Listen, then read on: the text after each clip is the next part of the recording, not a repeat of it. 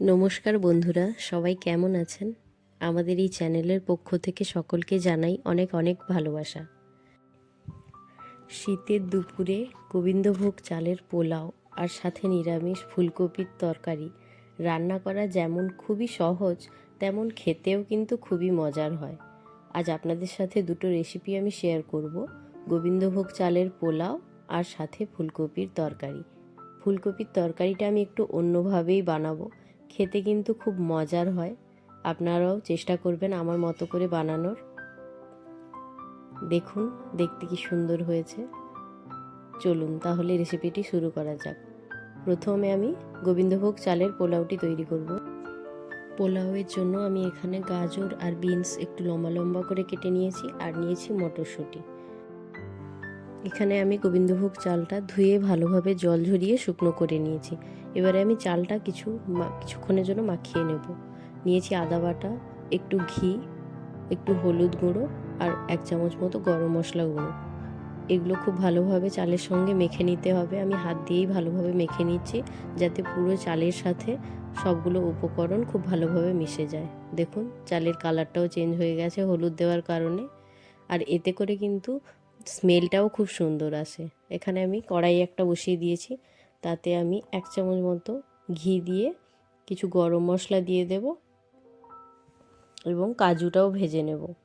কাজুটা অল্প একটু ভাজা অবধি অপেক্ষা করতে হবে। কাজুটা একটু লাল হয়ে গেলে তারপরে দিয়ে দিচ্ছি মটরশুঁটি। মটরশুঁটিটাও একটু হালকা নাড়াচাড়া করে নিয়ে গাজর আর বিনসটাও দিয়ে দেব। গাজর আর বিনসের কাঁচা গন্ধ যাওয়া অবধি একটু ভাজতে হবে। দিয়ে দিচ্ছি অল্প পরিমাণ লবণ। এখানে আমি হলুদ ব্যবহার করব না, শুধু লবণ দিলাম। লবণ দিয়ে সব কিছু উপকরণ ভালোভাবে মিশিয়ে একটু ঢাকা দিয়ে দেব, যাতে একটু সেদ্ধ হয়ে যায়। আবারও ঢাকা খুলে নেড়ে নেব জিনিসটা। খুব বেশি ভাজবো না, হালকা করেই একটু ভেজে নেব, যাতে কাঁচা গন্ধটা চলে যায়।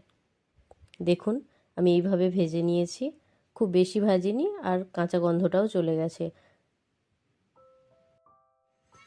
এবারে আমি আগে থেকে মাখিয়ে রাখা গোবিন্দভোগ চালটা অ্যাড করে দেব।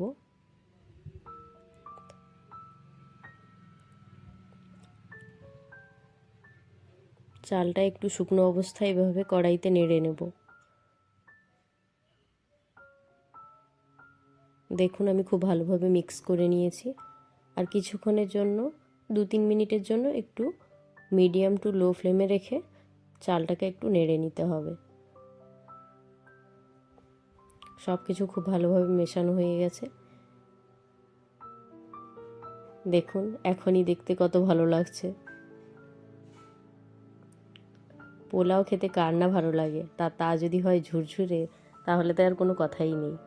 এবারে আমি পোলাওর চালের হিসেবে লবণটা দিয়ে দেব। এখানে আমি 2 চামচ মতো লবণ দিলাম।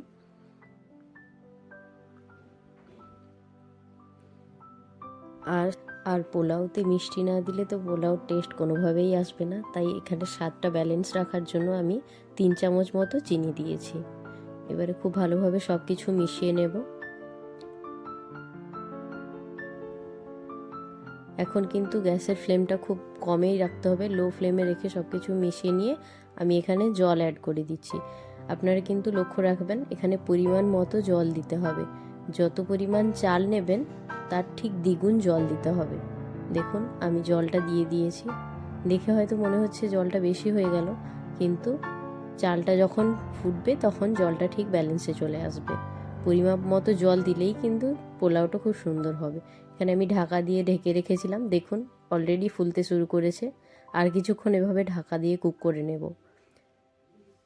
পোলাওয়ের টেস্টটা বাড়ানোর জন্য আমি এখানে একটা মিক্সচার দিয়েছিলাম, যার মধ্যে ছিল মিঠা আতর, গোলাপ জল ও কেওড়া জল, যাতে ফ্লেভারটা আরও একটু ভালো হয়।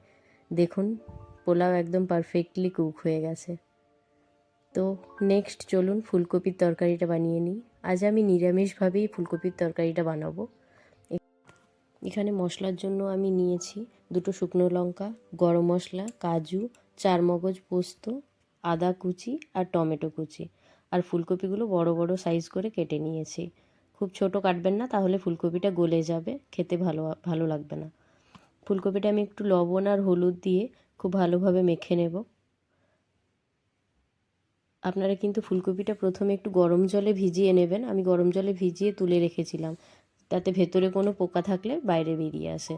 তো এইভাবে নুন আর হলুদ দিয়ে আমি ভালোভাবে মিশিয়ে নিয়েছি। এবারে কড়াই বসিয়ে কড়াইতে অল্প পরিমাণ তেল দিয়ে ফুলকপিগুলো ভেজে নেব।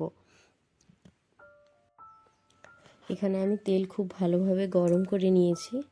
এবারে আমি একে একে সমস্ত ফুলকপিগুলো দিয়ে দেব। ফুলকপিগুলো বড় বড় সাইজ করেই আমি কেটেছি। খুব ভালোভাবে মিশিয়ে নেব তেলের সঙ্গে। এখানে আমি কোনো পরিমাণ জল দেব না।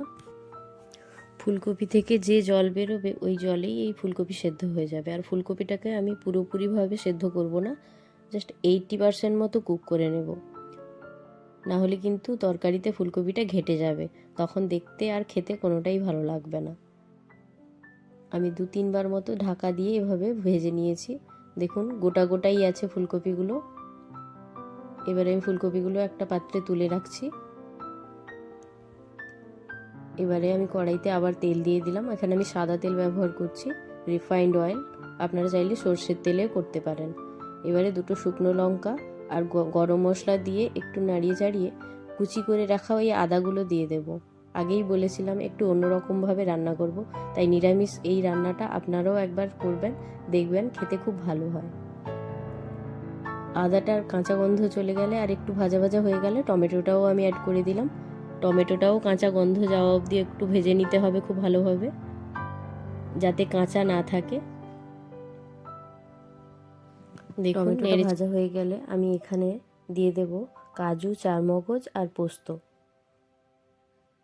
এখানে আমি গুঁড়ো মশলা হিসেবে হলুদ, লবণ, শুকনো লঙ্কার গুঁড়ো আর অল্প একটু কাশ্মীরি রেড চিলি পাউডার ব্যবহার করলাম। দেখুন মশলাটা খুব ভালোভাবে আমি ভেজে নিয়েছি, কালারটাও কিন্তু খুব সুন্দর এসেছে। এবারে এই মশলাগুলোকে আমি গ্রাইন্ডারে পেস্ট করে নেব। আগে শিলে বেটে আমি মশলাটা তৈরি করিনি, আমি মশলাগুলো সবগুলো গোটা ভেজে আমি পেস্টটা বানিয়েছি। এতে কিন্তু ফ্লেভারটা একটু অন্যরকম আসে আর টেস্টটাও অন্যরকম হয়। এবারে কড়াই গরম করে আমি ওই মশলার পেস্টটা দিয়ে দেব কড়াইয়ের মধ্যে। দেখুন কালারটা কি সুন্দর এসেছে। এবারে কম আঁচে আমি মশলাটাকে খুব ভালোভাবে আবার কষিয়ে নেব। অল্প পরিমাণ জল দিয়েও আমি মশলাটাকে আস্তে আস্তে কষিয়ে নেব। দেখুন মশলাটার কালার কেমন চেঞ্জ হয়ে গেছে। এইভাবে আরও কিছুক্ষণ আমি কষিয়ে নেব। যখন তেল ছাড়তে শুরু করবে তখনই বুঝবেন যে মশলাটা হয়ে গেছে।